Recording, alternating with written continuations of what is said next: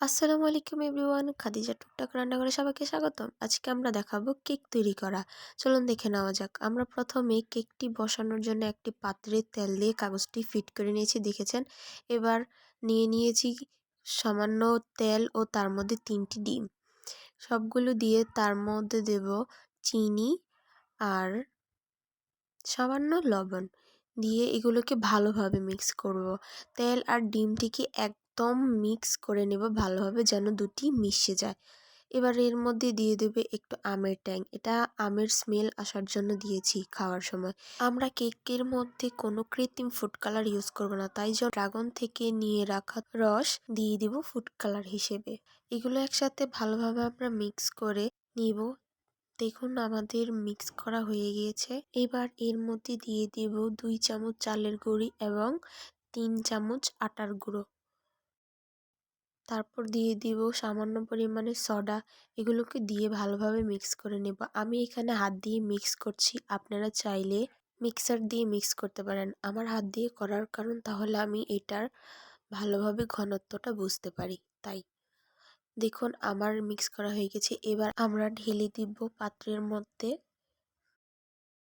পাত্রে মিশ্রণটি ঢালার পর আমরা এটিকে একটু ঝাঁকিয়ে নেব, তাহলে বুদবুদ যেগুলো থাকবে। এবার হাই হিটে তাওয়া বসিয়ে তা গরম করে তার মধ্যে কেকের পাত্রটি বসিয়ে দেব এবং কেকের পাত্রটি একটু গরম করে নেব। আমাদের গরম হয়েছে, এবার লো হিটে 15-20 মিনিটের জন্য রেখে দিব। এখন আমরা একটি মিশ্রণ তৈরি করব কেকের মধ্যে দেওয়ার জন্য, যার জন্য নিয়েছি গুঁড়ো দুধ, আটা এবং চালের গুঁড়ি। তার মধ্যে একটু আমের ট্যাং, চিনি, ড্রাগনের রস দিয়ে হালকা গরম পানি দিয়ে মিক্স করে নেব। এই মিশ্রণটিকে আমরা ক্রিম হিসাবে ব্যবহার করছি। সবগুলো উপকরণ নিয়ে ভালোভাবে মিক্স করে নিচ্ছি। এই মিশ্রণটি যদি তৈরি করেন, তাহলে চাইলে আপনার ইচ্ছে মতো ফুড কালার দিয়েও তৈরি করতে পারেন। ভালোভাবে মিক্স করা শেষে ক্রিমটি তৈরি হয়ে গেল। এবার এটিকে রেখে দেব। দেখুন বন্ধুরা, আমাদের কেক তৈরি হয়ে গিয়েছে। মাঝে মাঝে আপনারা কাঠি দিয়ে পরীক্ষা করে নেবেন যে কেকটা ভিতর থেকে হয়েছে কিনা। কেকটিকে এবার আমরা নামিয়ে নেব। কেকের পিছনের কাগজগুলো উঠিয়ে ফেলছি। আমাদের উঠানো শেষ। এবার কেকটিকে মাঝখান থেকে ছুরি দিয়ে 2 ভাগ করে নিয়েছি। এর মধ্যে আমাদের তৈরি করা সেই ক্রিমটি দিয়ে দেব। আপনারা চাইলে এখানে চকলেট ক্রিম কিংবা যে কোনো ক্রিম ইউজ করতে পারেন। এখানে কেকের 2টি পার্টেরই উল্টো পাশে ক্রিমটি লাগিয়ে নিচ্ছি ভালোভাবে। এতে কেকটি খেতে সুস্বাদু লাগবে এবং দেখতেও সুন্দর লাগবে। আমরা দুনো পার্টেই ক্রিমটি লাগিয়ে 2টি পার্ট একসাথে করে নিচ্ছি।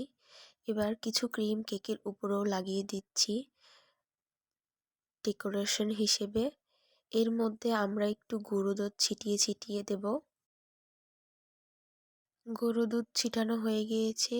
এর উপরে আমরা স্ট্রবেরি ডেইরি মিল্ক দিয়ে একটু ডেকোরেশন করে নিলাম। দেখুন কেকটা তৈরি। কেকটিকে কেটে দেখুন ভিতর থেকে এবং উপর থেকে কেকটি দেখতে খুবই দারুণ লাগছে, যা খেতেও খুবই অসাধারণ। ভালো লাগলে অবশ্যই কমেন্টে জানাবেন এবং লাইক করবেন। যে যেখানে থাকবেন ভালো থাকবেন। আল্লাহ হাফেজ।